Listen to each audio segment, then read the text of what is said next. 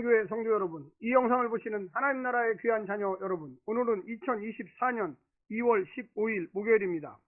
오늘 매일성경 본문에서는 가버나움 집에서 사역을 이어가던 중 예수님의 친족이 예수가 미쳤다고 생각하고 그를 붙들러 나옵니다. 곧이어 예루살렘에서 온 서기관들이 등장해 예수님이 바알세불을 힘입어 귀신을 쫓아낸다는 주장을 펼칩니다. 예수님은 서기관들에게 비유를 들려주며 성령을 모독하는 죄를 용서받지 못한다고 엄히 경계하십니다. 예수님의 어머니와 형제들이 찾아오지만 무리에게 하나님의 뜻대로 행하는 자가 자신의 참 가족이라 가르칩니다. 오늘 본문을 나누어 보겠습니다. 마가복음 3장 20절부터 30절, 예수님과 바알세불, 예수님의 친족들의 반응, 서기관들과 바알세불 논쟁, 성령 모독죄, 31절부터 35절, 예수님의 어머니와 동생들 방문, 어머니와 동생들 누가 참 가족인가. 오늘 본문 마가복음 3장 20절부터 35절 말씀을 듣고 다시 오겠습니다.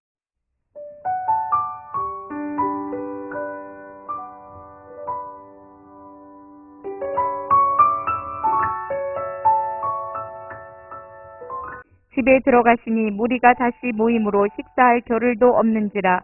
예수의 친족들이 듣고 그를 붙들러 나오니 이는 그가 미쳤다 하밀러라. 예루살렘에서 내려온 서기관들은 그가 바알세불이 집혔다 하며 또 귀신의 왕을 힘입어 귀신을 쫓아낸다 하니 예수께서 그들을 불러다가 비유로 말씀하시되 사탄이 어찌 사탄을 쫓아낼 수 있느냐. 또 만일 나라가 스스로 분쟁하면 그 나라가 설 수 없고 만일 집이 스스로 분쟁하면 그 집이 설 수 없고 만일 사탄이 자기를 거슬러 일어나 분쟁하면 설 수 없고 망하느니라. 사람이 먼저 강한 자를 결박하지 않고는 그 강한 자의 집에 들어가 세간을 강탈하지 못하리니 결박한 후에야 그 집을 강탈하리라. 내가 진실로 너희에게 이르노니 사람의 모든 죄와 모든 모독하는 일은 사하심을 얻되 누구든지 성령을 모독하는 자는 영원히 사하심을 얻지 못하고 영원한 죄가 되느니라 하시니 이는 그들이 말하기를 더러운 귀신이 들렸다 함이로라. 그때 예수의 어머니와 동생들이 와서 밖에 서서 사람을 보내어 예수를 부르니 무리가 예수를 들러 앉았다가 여짜오되 보소서 당신의 어머니와 동생들과 누이들이 밖에서 찾나이다. 대답하시되 누가 내 어머니이며 동생들이냐 하시고 들러 앉은 자들을 보시며 이르시되 내 어머니와 내 동생들을 보라.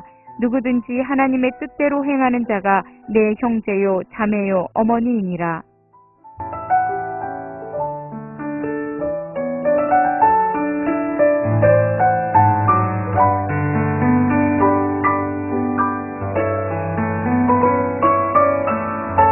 바로 앞 단락에서 예수님과 12제자들이 산에서 친밀한 교제를 나눕니다. 12제자들은 예수님 공동체 최측근 내부자들입니다. 가버나움 베드로의 집에 모인 무리도 긍정적 태도, 믿음으로 예수님을 둘러쌉니다. 이들 역시 예수님 공동체 안에 속한 자들이었습니다. 그런데 밖에 속한 세 부류의 사람들이 연이어 등장합니다. 친족들, 서기관들, 그리고 어머니와 형제들입니다. 예수님은 지금 이 대목에서 과연 누가 참 내부자들인가 질문하십니다. 다른 두 복음서는 바알세불 논쟁을 비중 있게 다루면서 예수님을 반대하는 죄를 무척 강조합니다. 심지어 누가는 나와 함께 하지 않는 자는 나를 반대하는 자유라고 첨언하고 있습니다. 오늘 본문을 세 부분으로 나누어 자세히 설명드리겠습니다. 첫 번째, 예수님을 미쳤다고 하는 친족들. 친족들은 예수님이 미쳤다, 귀신 들렸다는 소문을 듣고 억지로 잡아 고향으로 데려가려고 찾아왔습니다. 분명 예수님을 위한 일이었지만 그것은 십자가의 길을 가로막는 베드로처럼 하나님 나라를 방해하는 사탄의 일에 동조하는 불신앙이었습니다. 육신적으로는 가장 가까웠지만 영적으로는 하나님을 몰라서 길을 가로막는 자들이 되고 말았습니다. 예수님과 잘 알고 지내는 정도나 과거의 인연만 갖고는 그 나라에 참여할 수 없고 그 길을 따를 수도 없습니다.